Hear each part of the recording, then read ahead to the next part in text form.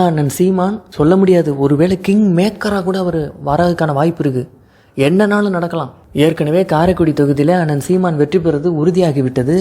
அதே போல் தூத்துக்குடி தொகுதியில் போன நம்ம சட்டமன்ற தேர்தலே பார்த்தோன்னா அதிகமான வாக்குகளை பெற்ற தொகுதியாக தூத்துக்குடி தொகுதி இருந்தது. அதுலேயும் வெற்றி பெறக்கான ஒரு வாய்ப்பு இருக்குது. இப்போ நத்தம் சிவசங்கரன் போட்டியிடக்கூடிய தொகுதி, அதே போல் ராஜபாளையத்தில் கார்த்திகேயன் அவர்கள் போட்டியிடக்கூடிய தொகுதி, இன்னும் அந்த சிவகங்கை புதுக்கோட்டை போன்ற தொகுதிகளுமே நாம் தமிழர் கட்சிக்கு அதிகமான ஆதரவு இருக்குது.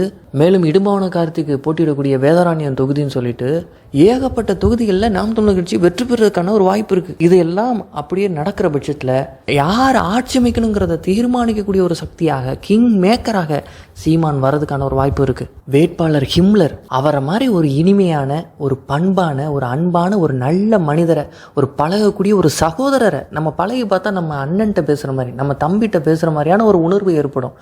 அப்படிப்பட்ட ஒரு அற்புதமான வேட்பாளர், அவர் மாதிரி ஒரு வேட்பாளர் கிடைக்கலாம் கண்டிப்பாக மக்கள் கொடுத்து வச்சுருக்கணும். அத்தனை பேரும் அங்கே இருக்கிற சின்ன பிள்ளைங்கள்லேருந்து பெரிய மூத்தவர்கள் வரைக்கும் அவரை பார்த்தா அப்படியே அன்பை பொழிகிறாங்க. தம்பி நீ ஜெயிக்கணும்பான்னு அவங்க அவங்களோட ஆசையை வெளிப்படுத்துகிறாங்க. அவங்க சொல்கிறாங்க, சில வேட்பாளர்களை நம்ம பார்த்தா நம்ம ஓட்டு போட்டு இவரை ஜெயிக்கிறதுக்கு நம்ம ஓட்டு போடணும் அப்படின்னு நம்ம தோணும். ஆனால் ஒரு சிலர் வேட்பாளரை பார்த்தா நாம் இவருக்கு ஓட்டு போடணும், ஆனால் இன்னும் 10-15 பேர்கிட்ட சொல்லி இவருக்கு ஓட்டு போட வைக்கணும், இவர் எப்படியாவது நம்ம ஜெயிக்க வைக்கணும், இவரெல்லாம் ஜெயிக்கணுமே அப்படின்னு நம்ம ஆசைப்படுவோம். அவரோட வெற்றி நம்மளோட வெற்றியாக நம்ம உணர்வோம். அப்படி அந்த மக்கள் பார்க்குறாங்க ஹிம்லரை. இல்லை தம்பி நான் சொல்கிறேன்ப்பா, நான் எனக்கு தெரிஞ்ச அத்தனை பேருக்கும் நான் உனக்காக ஃபோன் போட்டு சொல்லுவேன்ப்பா, உனக்கு ஓட்டு போட சொல்லி நான் கேட்பேன்ப்பா உனக்காகன்னு சொல்கிறாரு. நாம் தமிழர் கட்சிக்காரர் கிடையாது அவர், உனக்காக நான் செய்வேன் தம்பிங்கிறாரு. இளைஞர்கள் எல்இடி திரையை தான் முதுகில் சுமந்துக்கிட்டு நாம் தமிழர் கட்சியினுடைய சின்னத்தை கொண்டு போய் சேர்க்குறாங்க.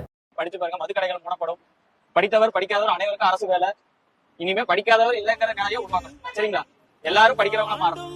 எனது இலக்கு பெரிது, என் கனவும் பெரிது, தலைவன் தந்த வழியில் நடக்கிறேன். உயிர் பூக்க நான் பாய்கிறேன். ஒருத்தரால் எப்படி இப்படி கனவு காண முடியுது, கற்பனை செய்ய முடியுதுன்னு நம்மளால் நினச்சி கூட பார்க்க முடியாது. நமக்கு வீட்டையே நம்ம எப்படி நம்ம குடும்பத்தை எடுத்துகிட்டு போகிறோம், வீட்டை எப்படி எடுத்துகிட்டு போகிறோம் யோசிக்கிறதுக்கே நமக்கு அவ்வளோதான் இருக்குது. ஆனால் ஒரு நாட்டை எப்படி உருவாக்கணும்னு ஒரு தலைவன் கனவு கோட்டை, கற்பனை கோட்டை கட்டுறான். அவன் எப்பேற்பட்ட நேசத்தை, எவ்வளோ அன்பு அந்த நாட்டு மேலே அவன் நேசித்து வச்சுருப்பான். இப்படி நாட்டை பேரன்பு கொண்டு நேசிக்கக்கூடிய தலைவன் இனி எத்தனை யுகம் ஆகுமோ இப்படி ஒரு தலைவரை நம்ம பெறுறதுக்கு. நாம் என்ன ஒரு புண்ணியம் செஞ்சோமோ நமக்கு இப்படி ஒரு தலைவர் கிடச்சிருக்கிறாரு.